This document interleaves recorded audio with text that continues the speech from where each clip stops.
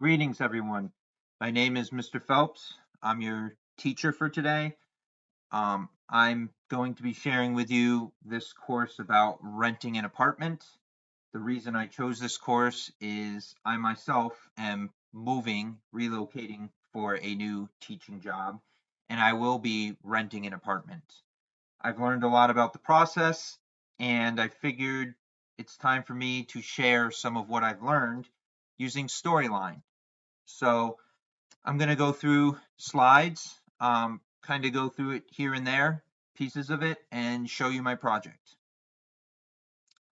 Greetings. Are you ready to start a new chapter in your life, but you aren't sure where to begin? Thankfully, you've come across this module where we aim to help you find the best apartment that suits you. This module will provide tips and solutions to help you make the right decision in finding your new home. We will look at all the factors that come into purchasing the right apartment lease for you. Now we're ready to start the course.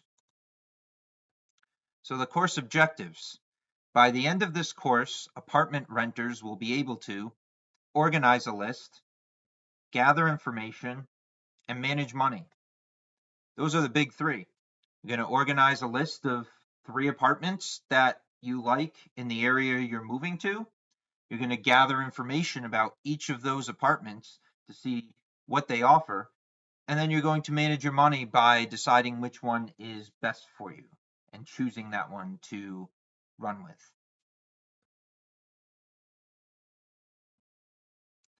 So now we get into more of a sequence. So now we're going to talk about how you're going to do all of this and how you're going to find an apartment. What's the process? First of all, you want to make sure you give yourself plenty of time. You want to start months before if you're going to move, okay? Because if you start last minute, you may not get the apartment you want. So you want to give yourself plenty of time, ample time. Plan this out. In the process, you're first going to look at the area, what is in and around the area. It's super important to know the area and get used to the area. You want to make sure your apartment is in the right area. 2, look at all the options and do your research. Okay, so looking at multiple different apartments. 3, narrow apartment options to your top 3. 4, reach out to each apartment on your list to check availability.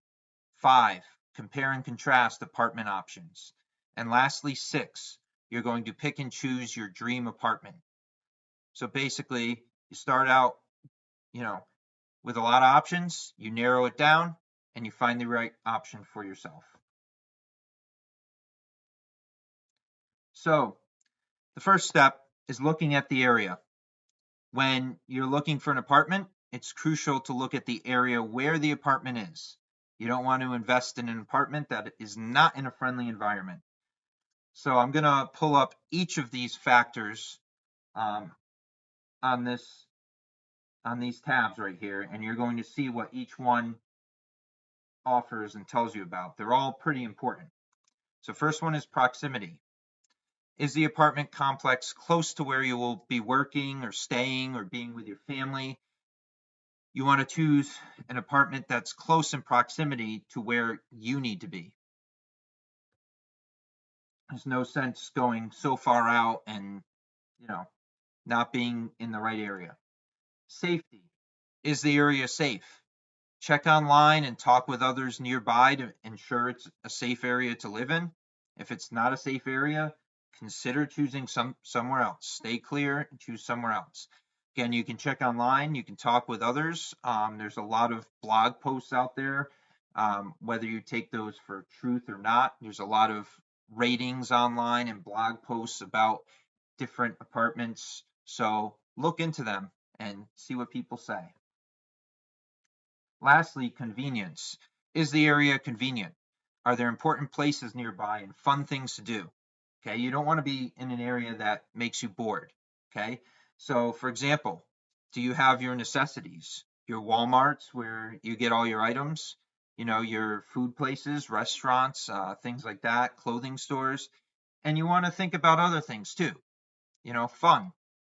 Are you near any national parks or do you have museums, things to do in your free time? So you want to make sure you're around all of these things when you move.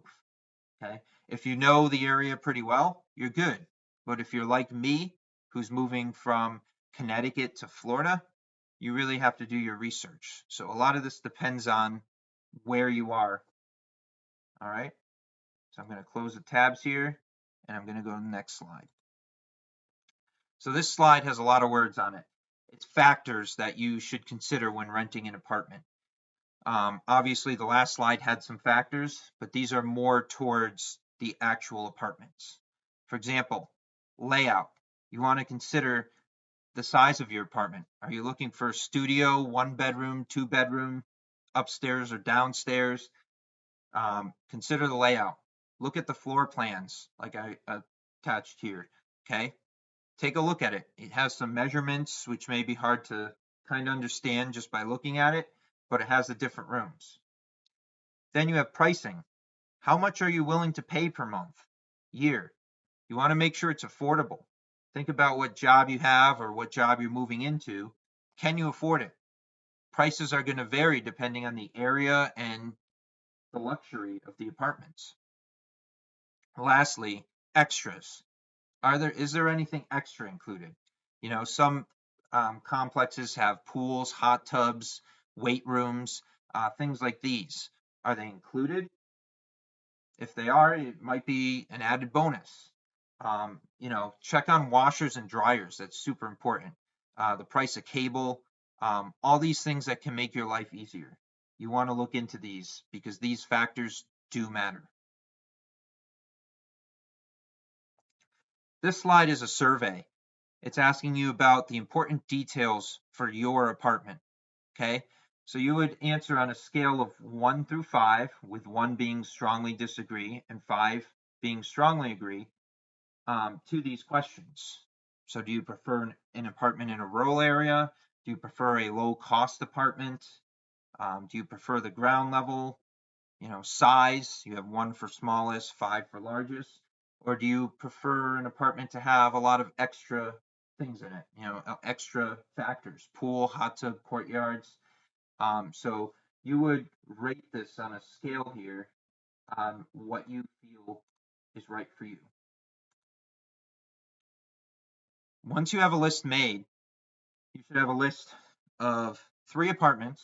That was the objective. Using all these factors. Once you have a list made and you have 3 apartments and you know what each one has, you're going to make a deposit to those apartment complexes to get on their waiting list. This will obviously cost money, but it will give you a chance to rent an apartment with the details that you requested. The more apartments you open yourself up to, the more options you have. So let's recap here. You have a list of apartments, you've done your research, you narrow it to 3. Now you're going to give the deposits to those apartments so that you get on their list and they become your top choices. Then the next important part is following up. Once you have made a deposit to your chosen apartments, you want to follow up so that you can ensure a spot. You want to leave a great impression with the people.